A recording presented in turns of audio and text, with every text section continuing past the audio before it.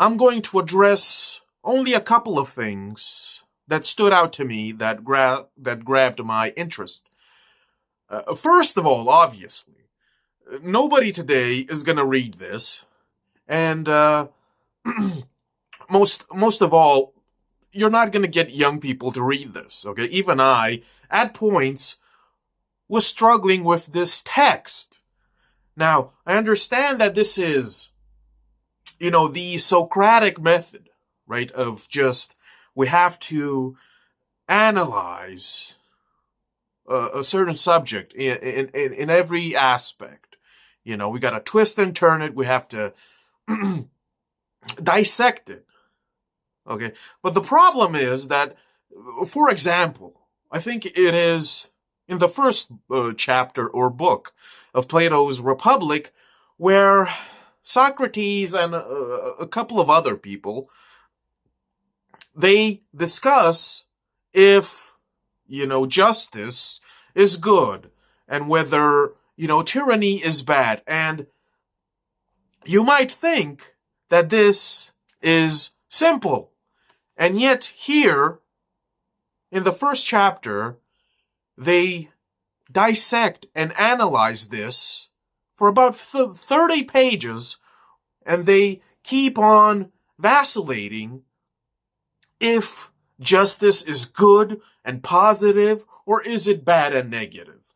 And although I appreciate they being so thorough in analyzing and explaining why justice is good and positive and healthy, etc., etc., I would suggest that extending it and prolonging it for 30 pages, this one subject, is a bit too much. It escalates too much. It's basically a big waste of time. There is no reason, in my view, to waste so much time talking about whether justice is good or bad. To me, it's obvious. This is a no-brainer. This is common sense. You don't have to flex your philosophical muscles in order to decide whether or not justice is good for society, etc. Of course it is good, but no, here they have to go all the way, in my view, for no reason. And not only that, but even after the first chapter or book, the topic of justice being good keeps on coming back, keeps on recurring, and I'm just, there are certain things, of course, philosophical topics, whatever that yes, they deserve to be, so thoroughly analyzed, but in this case, this seems too simple to me. You don't have to keep on yapping about this. Well, let's see it from this angle. No, justice is good for society, for humanity, etc. You don't have to, you don't have to go all the way. It's too much, right? It's like saying, water is good for humans. Well, is it though? Of course it is. It's a no-brainer, common sense logic. You don't have to write me a 50-page dissertation on whether or not justice is good for people, society, for individuals, as well as for the collective. Okay?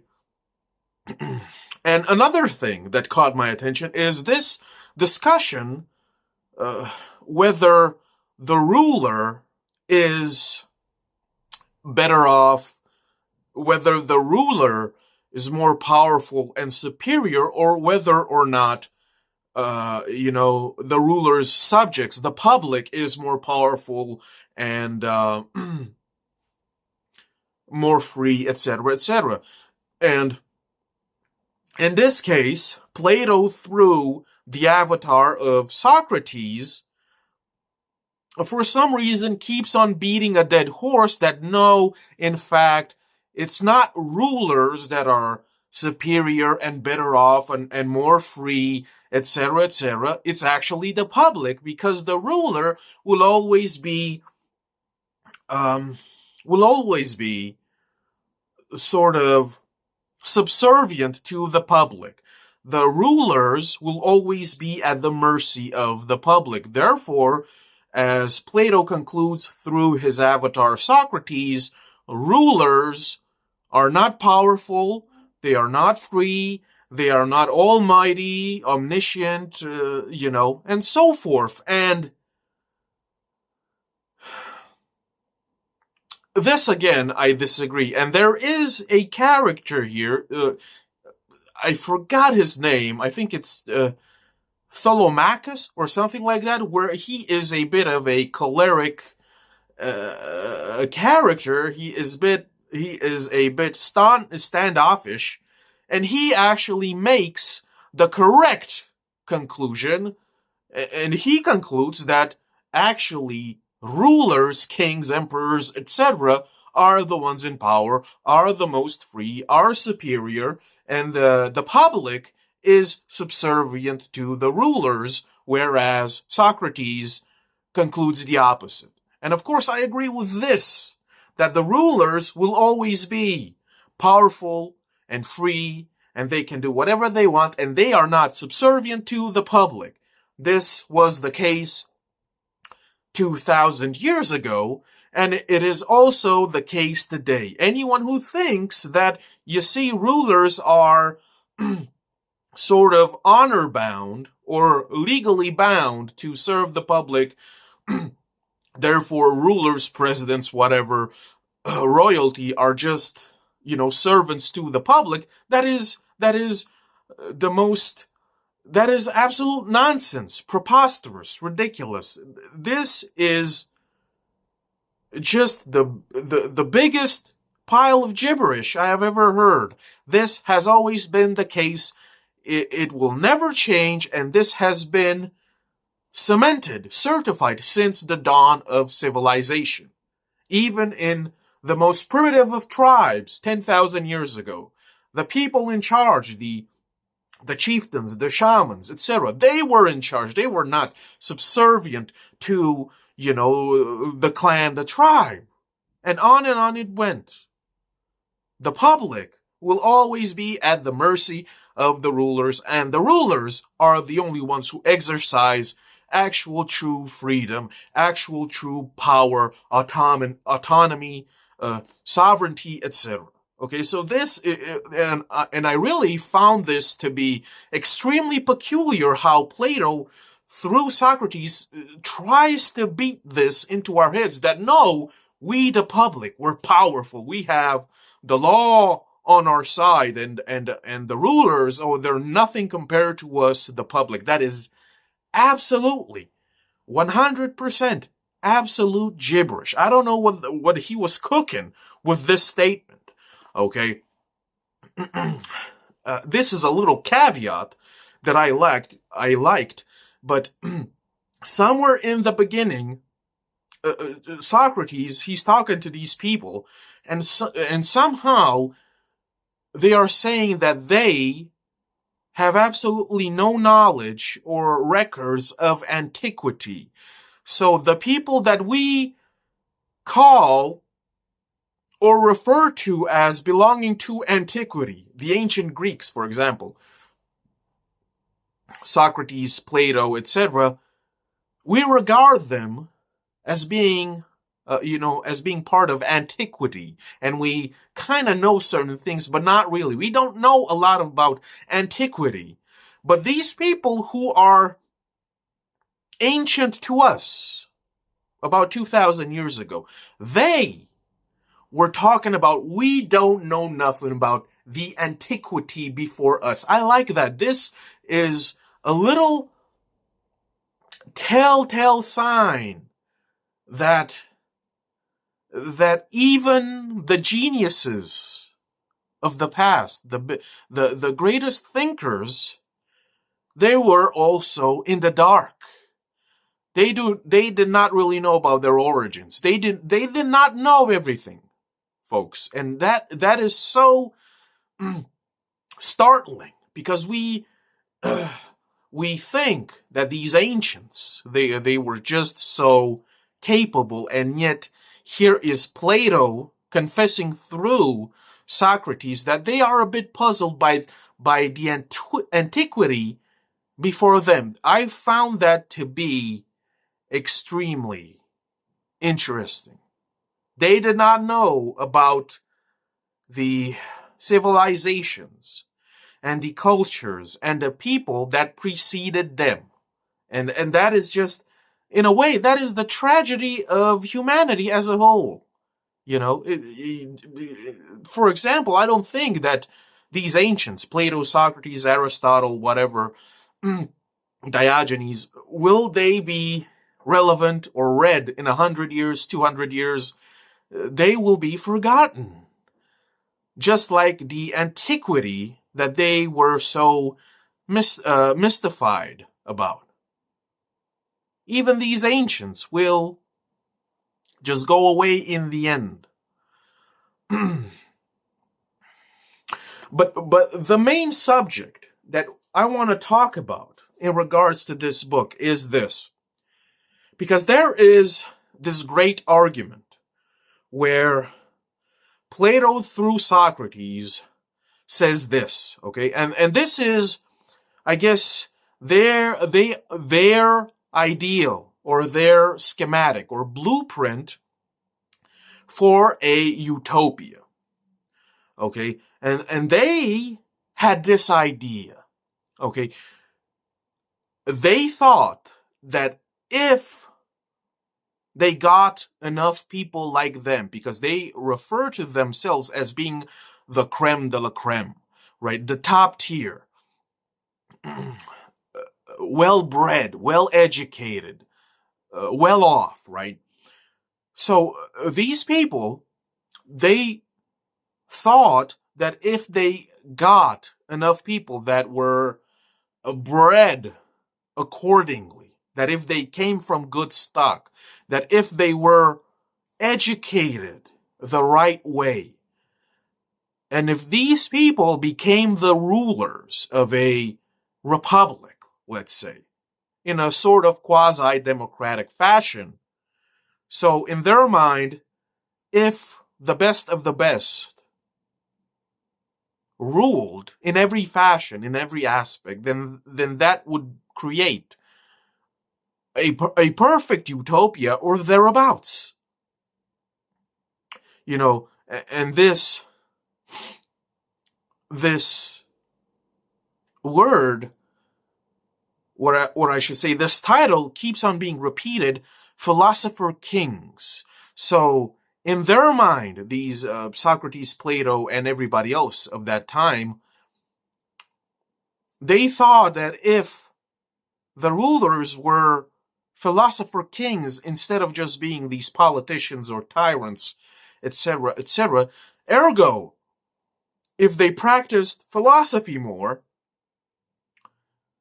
instead of just craving, material wealth, etc., then they thought that this would be it. They thought that this was key. They thought that this was the exact ingredient necessary by which you can rid yourself of the lesser qualities in a human and therefore produce the right adequate ruler. Therefore, if you have enough of these correct adequate rulers, you have established a perfect utopia, society, civilizations, or thereabouts. Now, here is what I want to say on this topic. This might work if you have an extremely scarce or reduced number of people. Okay, so if you have a couple of hundred people, perhaps this little society will function and it will be perfect or near perfection. This might work if the population is extremely limited. However, if we are talking about an actual city or a country or even an empire, this ideal falls flat on its head. It is impossible to control so many people and bring them into line. It doesn't matter how many philosopher kings you have. Most people cannot just fall in place, okay? And you cannot educate the population, such large numbers of people, to be like, the philosopher kings who are almost, divine, because they do not crave all of the pleasures, etc., that are physical. Okay? So this is another thing that just cannot work. You see, these people, they were not optimists. They were not just thinkers. They were idealists. And they were, in a way, because it was a long time ago, these people were born with a different kind of mindset. They were a bit naive and gullible because they thought that if they get enough people with the right qualities, the right competence, the capability, and they put these people in every area of government, they thought that this would establish a pretty good society / civilization. But they forgot to mention that large numbers of people simply cannot be controlled. It doesn't matter how many philosopher kings you have. They will not fall into line, because this is it. When you get many people together in groups, large groups, individuality, consciousness, and conscience seem to fade away, and what we are left with is a sort of hive mindset, and it is a bit too animalistic. It is a bit lower. Okay? This is what happens when you have large numbers of people, and you can only observe this by watching, how people behave in a concert, in a festival, what have you. When people get together, they kind of lose themselves to a certain flow. So it doesn't matter how many competent, excellent rulers you have. It doesn't matter how honorable and respectable and dignified they are. It doesn't matter that they uphold the highest convictions and principles and standards. Such a society, it is impossible if you have a large population. Okay? And here we go to another facet of this subject. So, we have these philosopher kings, these people of nobility who are well-bred, who are in all the positions of power. And they espouse that right beneath them, they should have what they refer to as guardians. Okay, they call them guardians, which are soldiers who maintain order. These are the meat and potatoes that establish and maintain order. This is basically the police force, right? They call them the guardians. And they have,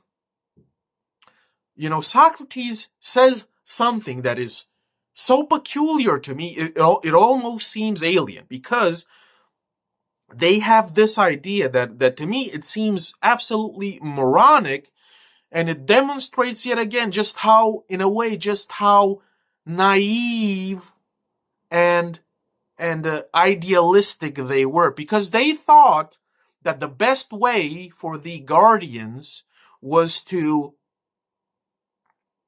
for each and every one of them to be exactly the same in every regard. Secondly, they said that these guardians should not earn any sort of money, paycheck, salary, whatever, because of course all of these corrupt the individual. So if they don't earn anything, then they cannot be corrupted, which might sound nice, but who the hell would work for free? And what these people come up with is that these guardians who don't earn pay they should just receive their food and their clothing from the general public for their service. So this is essentially what the police force, the protectors of society, this is what they get in return for, in some cases, risking their lives. They get a meal a day and some clothes, perhaps. And this is it.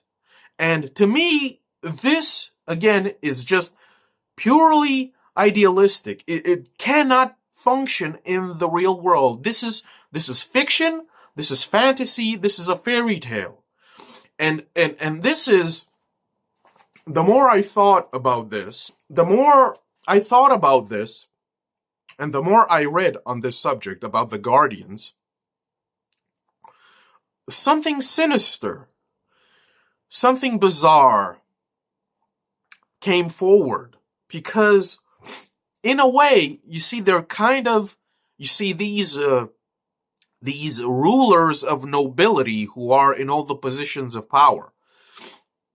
What they imply is that the police force, these guardians, that they are saying that these people, and let me tell you, in this book, they say that these guardians should be taken from their family as little kids and essentially indoctrinated, ergo brainwashed and mind controlled to become these robots, these soldiers, this is essentially what Socrates is saying here.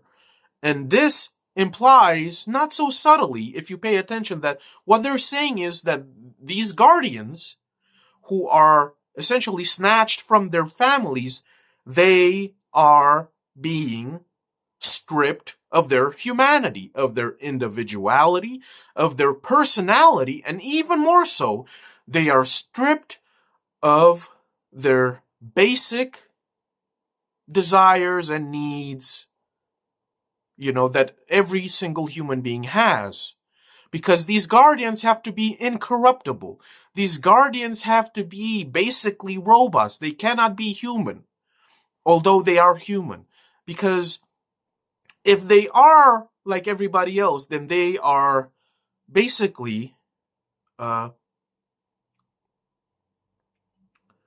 eligible for being corrupted by wealth, and bribes, etc., etc. So what they are saying here in this ideal is that the guardians have to be stripped of everything that makes them human, and they should be mind controlled, brainwashed, indoctrinated in order for society to function, of course. And yet again, this is fantasy. It cannot happen. Okay?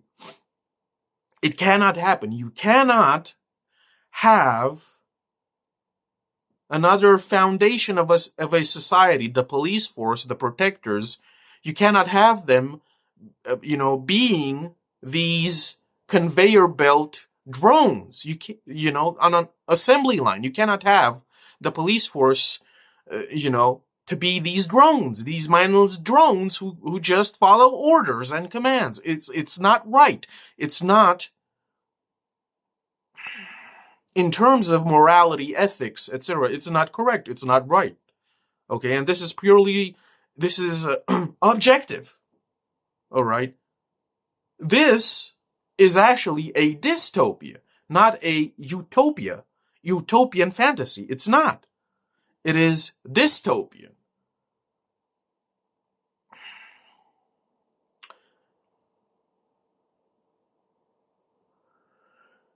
And this is what I find so eerie about this, is that these philosophers who have appointed themselves as rulers, they refer to themselves as the archetypes, as the staples. They are the example, and they think that they should be in a position of power, and not only that, but they think that they have the right to make all of these decisions like, let's turn the police force into a bunch of robots without any emotions, etc. And not only that, but they think that they have the right to also decide how we live our lives. They think that they have they think they are justified to come up with all the rules and all the laws that govern all of us. And to me, this is suspicious. This I find a bit unnerving. Okay? To them, it might sound like the best thing ever, but to me, this is the simplest thing ever. When a bunch of people, a clique, a tight-knit clique, band together and say, we are the elite, we are the best, and therefore we know, because of our wisdom, because of our bloodline, because of our education, we believe that we are entitled to decide for you in every regard. That is when I stand back and say, I don't think so. I reject and I refuse all of this. Nobody has a right to decide anything for me and anything for you. Okay, and this is so.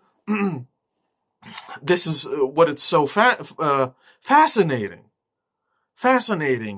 about this little book here is that 2,000 years ago, Plato, kind of unearthed and exposed how things actually run around here. And nothing has changed for the past 2,000 years or so.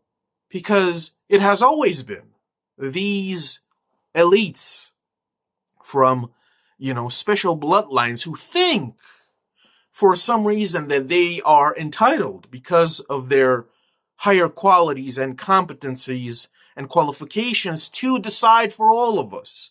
This minority thinks that it has the right to decide for the majority. They have the audacity to think, to assume that they are the best equipped to decide and govern every little thing about how we should live our lives. They think that they have the right to decide how we think, how we should live, how we should work, how we should dress, what should we learn, what should we read, who we should sleep with, right?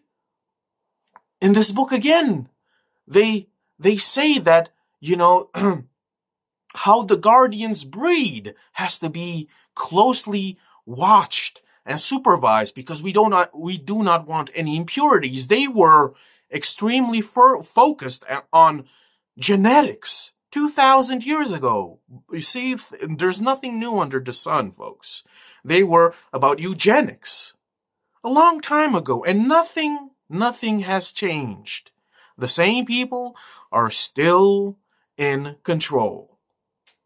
And they still have the insolence to assume that they are the ones who should rule just because they just happen to be born, with wealth and influence and, to be born in a family that has everything available.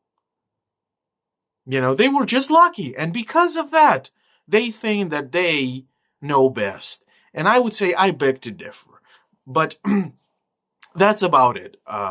Plato's Republic, it wasn't as interesting as I hoped. My expectations were a bit, disappointed. In essence, the discussions that happen in this text, instead of being concise and comprehensive, this is how it is, boom, boom, boom, moving on. They keep on yapping about the same thing over and over again, turning it in every way, trying to just to dissect it in every possible way and some of the things that they talk about, the terms and topics, they are no-brainers, okay? They do not have to be so intellectually invested in a lot of these things because they're simple. I don't understand how you have to use this Socratic method to establish whether or not physical exercise is good or not for a society as well as for individuals. This is a one sentence answer. We're done here. It is good. Moving on. You don't have to, in some cases, it's like 30, 50 pages of just yapping about something that should be, answered straightforward, like this, boom, boom, boom. This is how it is. Stop wasting my time with nonsense. Okay? But, of course, this, in a way, is the philosophical way. Instead of actually doing things, instead of actually being, dynamic, active people who do stuff, actions, not words, we're going to just sit around and just talk about stuff. And I guess this is perhaps why a lot of people are a bit allergic and allergic to philosophy in general, because in philosophy, unfortunately, it is a lot of just yapping on topics that should be no-brainers. That should be no-brainers. This is not so serious. It is not so deep. See, people aren't, when it comes to people and living in general. See, this is my philosophy, and I've made a video about this. The only way a society with large populations, the only way that they can maintain and survive is that everybody should mind their own business. There should be minimal interaction, no talking. It should be straight, pragmatic, business-like interaction. This is what I want. Do you want it? It's consensual. We do it, and then we part ways. Okay, this is the only way for a society to live, for a society to thrive. We don't have to make it so complicated because people aren't complicated, and it shows. The more complicated and sophisticated a society gets, the more problems we have. Why should things be easy and simple when they can be extremely hard and the duration should be as long as possible? This is not intelligent design. Modern civilization, to me, it's not based on intelligent design because everything is most things are just so troublesome, so worrisome, so long and so arduous and so labor intensive and so stressful. This is the best that we could come up with, and there's nothing more heinous which demonstrates that modern society is just cooked, which is bureaucracy, for example. Bureaucracy, the fact that it still exists, is undeniable proof and evidence that people don't know what they're doing, and they have to create these silly excuses like bureaucracy to prove to themselves that they're actually doing something when they're not doing anything at all. Okay, so society isn't that complicated. People make it complicated because they're kind of dumb. Okay? The only way for people to live is to mind their own business, and what you really need in life is peace and quiet. Everything else is drivel gibberish, folks. But that's about it. If you enjoy this content, if you want to support your boy, I got a few books on Amazon. The link will be down below. If the link does not work, you can search my name, Griffith Samsara. Thanks for watching. Keep on reading good books. See ya.